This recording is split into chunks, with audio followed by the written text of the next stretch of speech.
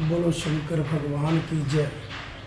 शिव प्रभात फेरी, शिव की कृपा के आशीर्वाद से सेवा मिली। महादेव ने चुना होगा, नेताओं को आप चुनते हो, भारतवासी मिलकर अपने नेताओं को चुनते हो, और देवों के देव महादेव अपने भक्तों को भी खुद कहीं चुन लेते हैं। जो सेवा मिली उसकी कृपा से मिली, भाग्यशाली होगा।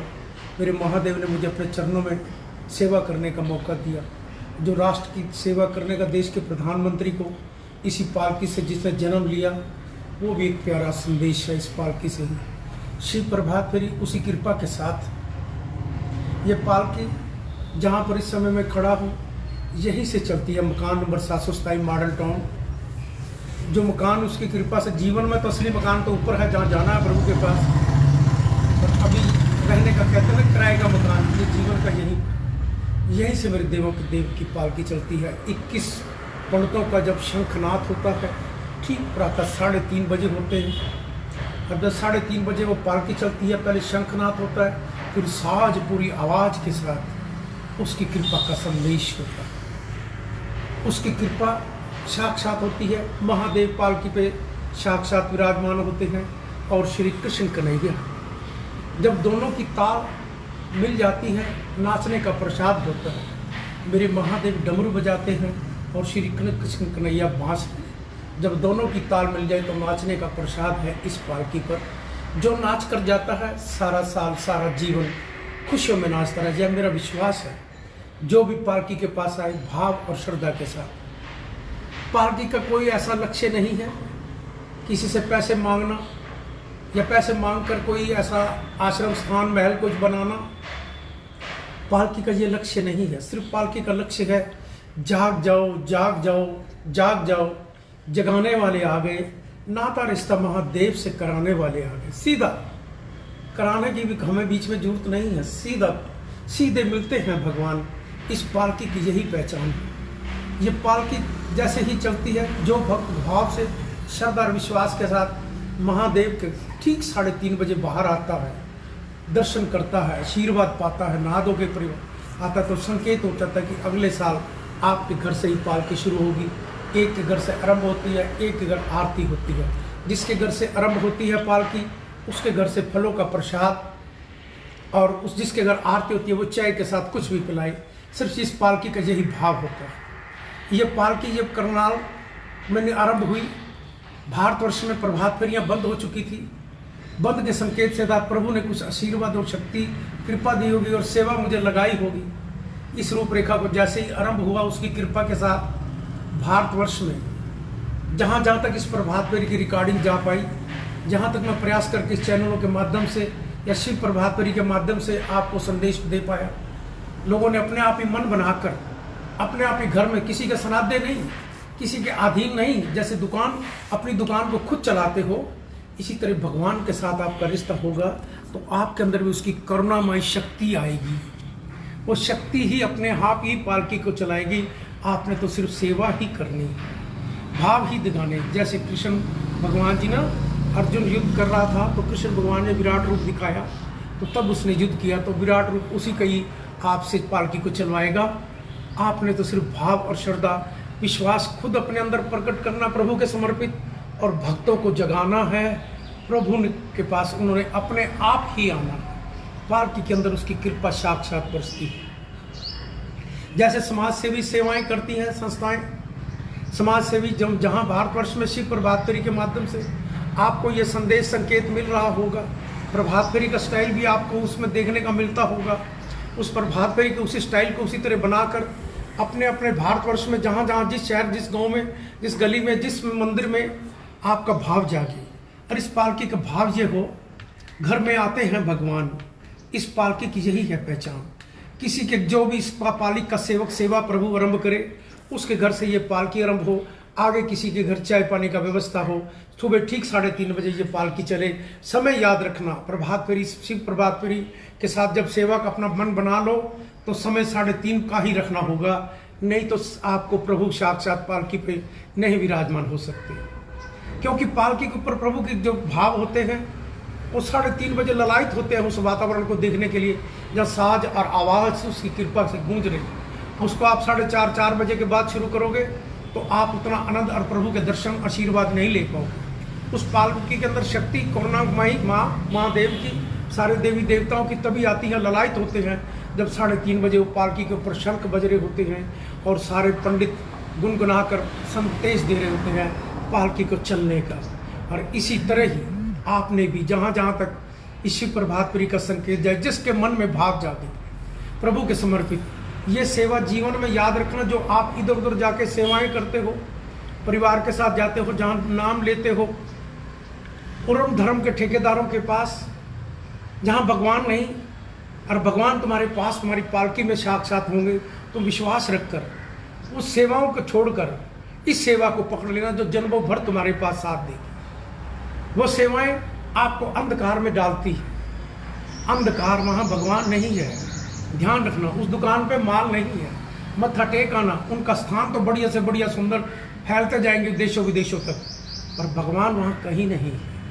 भगवान तो तुम्हारे पास, तुम्हारे अंदर है। तुम्हारी श्रद्धा और तुम्हारा विश्वास और तुम्हारा आत्मनिर्भर, आत्मनिर्भर जैसे मेरा देश का प्रधानमंत्री संकेत देता है ना कि आत्मनिर्भर बनो, इसी तरह ये पालकी भी कहती है अपने जीवन में जब भगवान से सीधा रिश्ता रखोगे तो आत्मनिर्भर बनोगे, किसी के नीचे भी कम करने का निर्णय नहीं लोगे। आत्मनिर्भर बनना, जब उसके साथ आपकी कृपा और वो शक्ति होगी, कहते हैं जब देवी देवताओं के उन स्थानों पर दर्शन करके एनर्जी और ऊर्जा और शक्ति लेकर आओगे, आपको और कहीं से नहीं मिलेगी और बिन पैसे मिलेगी। पैसा भी नहीं लगेगा, देना भी कुछ नहीं है। देना सिर्फ तुमने भगवान को भाव और श्रद्धा और विश्वास है जो तुम्हारे पास है, वो किसी से नहीं लाना बाजार से। और वो आत्मा भी तो उसी की है, उसी परमात्मा की तो है। उस परमात्मा से ही तो आपने रिश्ता जोड़ना है जो जन्मों भर का तुम्हारा रिश्ता अगर बिन पैसे होगा। इस कोरोना महामारी लड़ने के लिए, इस कोरोना महामारी के संकट, कभी भूकंप, कभी टिड्डी दल, कभी बाढ़, कभी ओले गिरना, कई प्रकार की कष्ट झेल रहे हैं सारा संसार। कहीं लूट मार हो रही है अमेरिका में, कभी कहीं कुछ हो रहा है, कहीं चाइना कुछ हमारे देश की तरफ देखता है, हम उनसे लड़ते हैं। आपदाएं सी आई हुई, ये क्यों आई है? क्यों? अपने भगवान को देखो, भगवान ने अपने मंदिर के दरवाजे सब बंद कर रखे तुम्हारी आंखें खोलने के लिए कि मैंने तो दरवाजे बंद कर लिए, तुम अपनी आंखें खोल के देख लो तुम कहाँ मत्थे टेकते हो, कहाँ तुम्हारे को जहाँ भगवान मिलता है उसको भगवान को बुला लो। जिन्होंने मत्थे टेके हुए ना, जहाँ दाएं दाएं देख के बाएं बाएं आपने बड़ी बड़ी स्थानों पर मत्थे टेके, बड़े बड़े स्थान उनके चारों तरफ आपको मिलते मिलाते रहते, बड़ी सेवाएं करते रहते हो। उन सेवाओं से अब जाके बोल के देख, कह तो दो। भगवान ने तो कहा मेरे पास तो मेरी पावर नहीं है, इनके पास पावर है, सारी उन्हीं की पावर को इस्तेमाल करके देख लो। ये अंधकार, ये टेलर भगवान ने उनको दिखाने के लिए अंधकार में फेंकते हैं। जैसे कहते हैं ना, कोई चिट फंड खोल लेता, फ्रॉड करता है, इसी तरह तो दुकानदार दुकान पे अपना माल बेचता है। ये तो माल भी नहीं, माल भी डुप्लीकेट है, सिर्फ आशीर्वाद झूठा, जहाँ भगवान ना हो।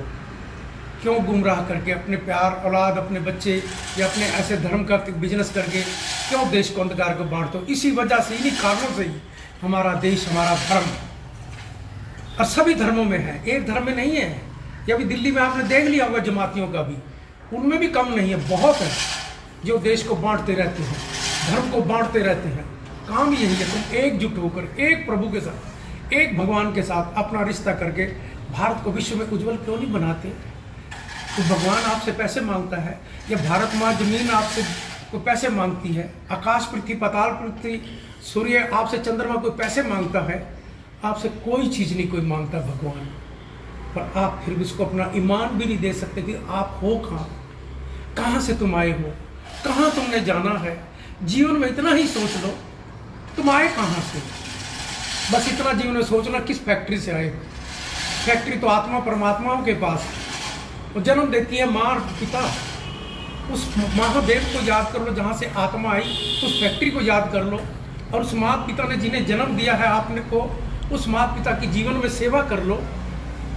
आप सेवा करोगे तो याद रखना मेवा भी आप पाओगे। जिसने सेवा की अपने माँ बाप की, उसको जीवन में उसकी कृपा का आशीर्वाद मिलता है, उसकी कृपा का आशीर्वाद मिलता है। आप अपने प्रयास, अपने घर में, अपने परिवार में, अपने रिश्तेदारों में, आप समाज में अपनी एक सेवा का परिचय दो। जहाँ वहाँ जो जाकर अपने मत्थे टेक कराते वो समय कहाँ दो?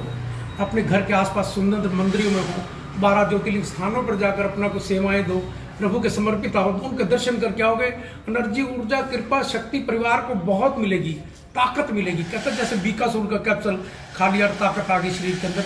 जब भगवान के साथ दर्शन करके आओगे, गंगा में स्नान करके आओगे, नीलकंठ महादेव के दर्शन करके आओगे, मार्कंड ऋषि के दर्शन करके आओगे। ऋषि को भी कहाँ से मिला?